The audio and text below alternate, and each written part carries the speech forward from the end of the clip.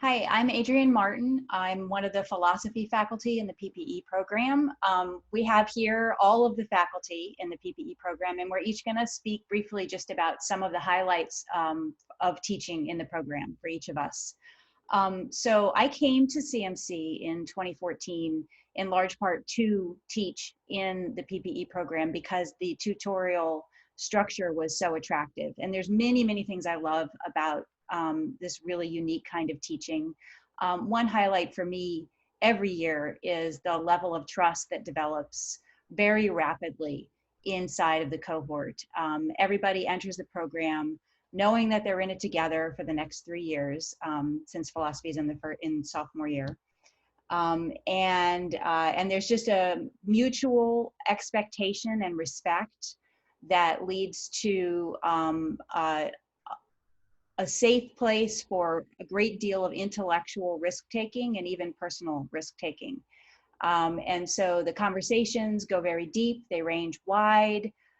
People make really great connections and bring in their own distinctive personal experiences in really insightful and sometimes unexpected ways. And so it is a very unique feature of the program that is one of my favorite things about it.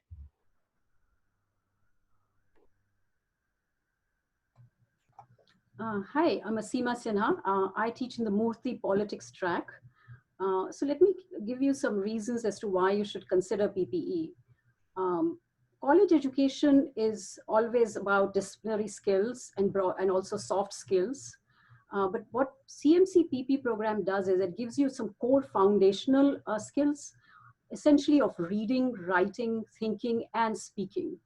Now these core skills are usually not considered to be the basic reason for every discipline, but PP gives you a broad sense of all those 4 skills. The CMC PPE program manages to do it very effectively. It has very specific features which are tutorial and seminar, and 6 faculty devoted to 24 students. And those specific features, including things like in the seminar, we require you to do the reading, but there is voluntary compliance of reading and writing. So all of those very CMC specific features makes the translation of the skills very effective. And as a result, what we would like to say is that these skills become capabilities. Every student learns in a very deep manner and is able to transform themselves and go beyond and become capable and citizens and students. I'm George Thomas. I teach in the politics section of PPE. I think the thing that stands out to me for PPE and what sets it apart from an ordinary major is really the sense of community. You're in a cohort of 12 students, and you're with those same students throughout your PPE career. So you take your politics, philosophy, and economics courses with them, doing both the seminar and the tutorial.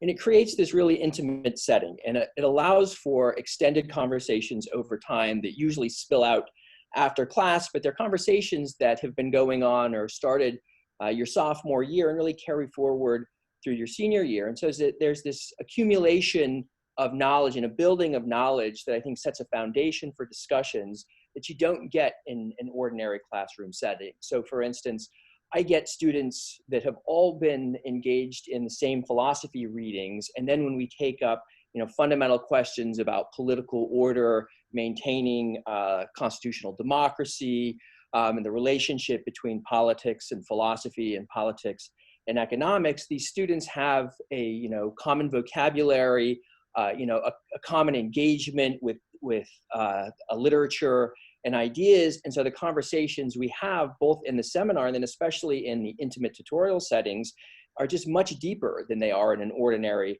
classroom setting. So it's this really intellectually stimulating environment, but it's also one where really the community ties are strong. So we can disagree profoundly about fundamental issues, but do it in a way that really takes up the best in everyone. Hi, I'm Professor David Bjerk, and I teach in the economics component of the PPE program, which takes place in the 3rd year.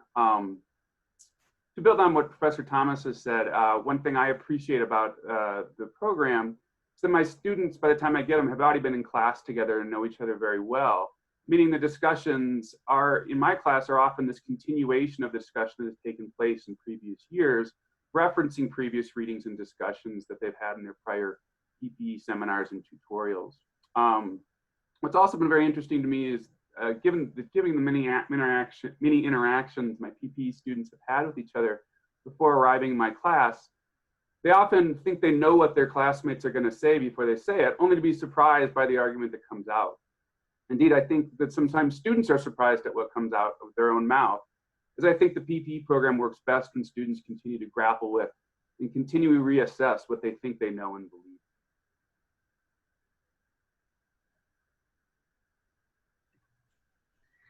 Hi, my name is Laura Grant, and I'll be joining the faculty of PPE, and therefore the reason you're seeing 7 of us here and hearing from 7 of us is because I'll jump in the rotation of economics professors.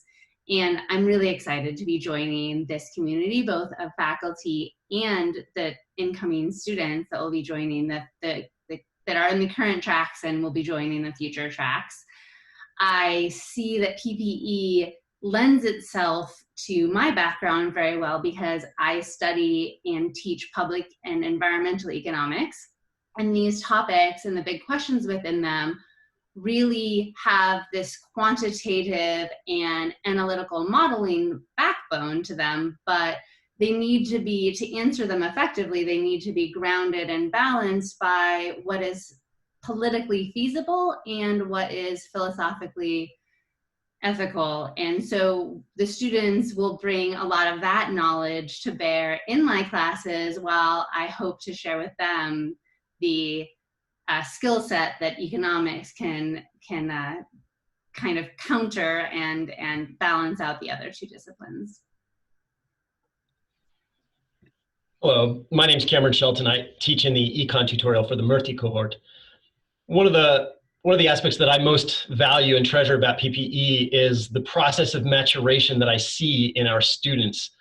The students, many of them arrive at the econ tutorial with preconceived ideas of markets and capitalism that are a little simplistic, and that's understandable, right? They've been imbibed unconsciously from a media landscape that often deals in cliches.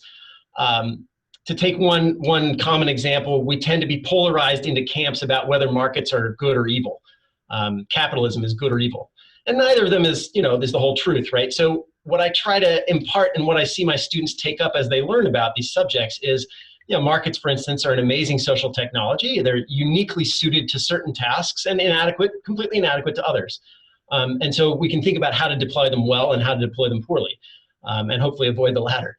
And so I find that understanding these nuances is the best way to avoid, throwing the baby out with the bathwater as we seek to reform and improve society. And students really take to that, and it's just a lovely process of growth.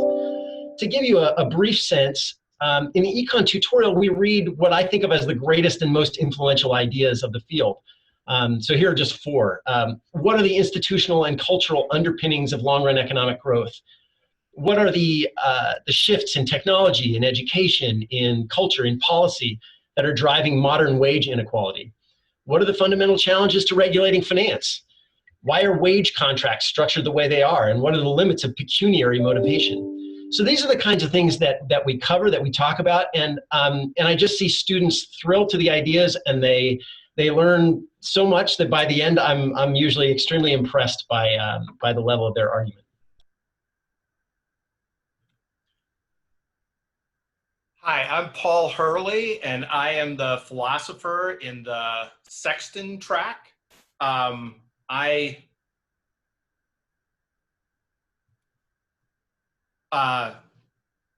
don't seem to be talking. Okay. I'm the philosopher in the Sexton track, and I wanted to take a minute to deal with the question of outcomes. What do you do with the PPE major is the question that so many prospective students have. And the short answer is everything, with these skills and these lenses and this deep intellectual framework, it gives so much flexibility for pursuing excellence in so many different fields. But I thought it would be particularly useful to just speak to one particular track of 13 students and what each of those students has done in the 7 years since they've graduated. So one got a Fulbright, then went to Deloitte, then went to the Kennedy School at Harvard, got an MBA at Stanford, and now is launching a startup called Praxis Labs that focuses on more diverse and inclusive workspaces. One consulted with Deloitte and now is getting a PhD in economics at UC Santa Barbara. One went to Harvard Law School, then went to Oxford to get an MPhil. One started out at Atlassian, the tech company, and now is an editor at The Atlantic. One went to Yale Med School and is now doing her residency at Stanford and is focusing on improving medical practices in rural India. One went to Harvard Law and now is on the partner track at a major firm. One did legal consulting, then went to Yale Law School, and now is at a major firm.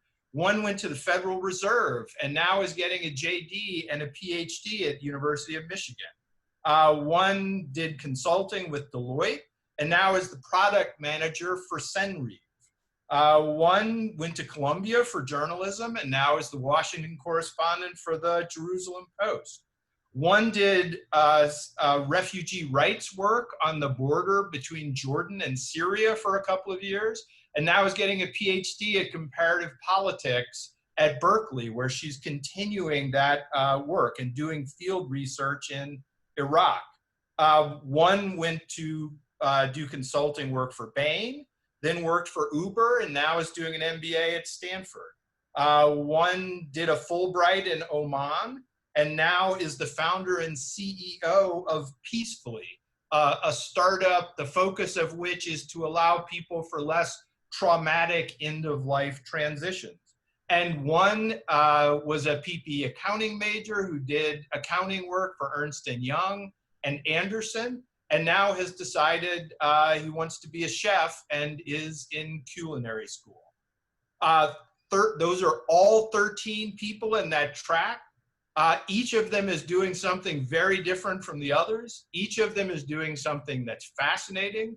They're in the public sector, the private sector, the nonprofit sector. They're in journalism, medicine, law, business, research, and academia. They're at Harvard, Stanford, Columbia, Yale, Michigan, Berkeley, so many different educational institutions, but the common thread is they're doing amazing things and they're doing very interesting things. If you would like to pursue any of the themes that have been raised here with the faculty in PPE, our contact information is on the website, and please come find us. We'd love to talk with you further. Thank you.